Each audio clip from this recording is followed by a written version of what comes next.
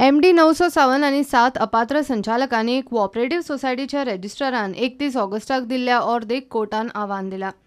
हायकोर्टान याचिका सुनावणेक घेतली। याचिकादारांच्या आदवोगादान कोर्टा मुखार आर्ग्युमेंट घालो तो असो। RCSन कारणां दाखय नोटीस दिनासतना संचालकाचे आयकून घेनासतना ऑर्डर पास केल्या। MD डेरीचो कर्मचारी वेचून काडिल्लो संचालक न्ही।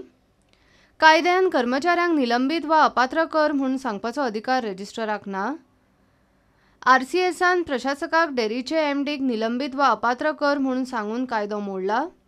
ज्या डॉक्युमेंट वा रिकॉर्डाच्या आधाराचेर RCSन ऑर्डर पास केल्या ते डॉक्युमेंटांनी फेरफार जाव येता।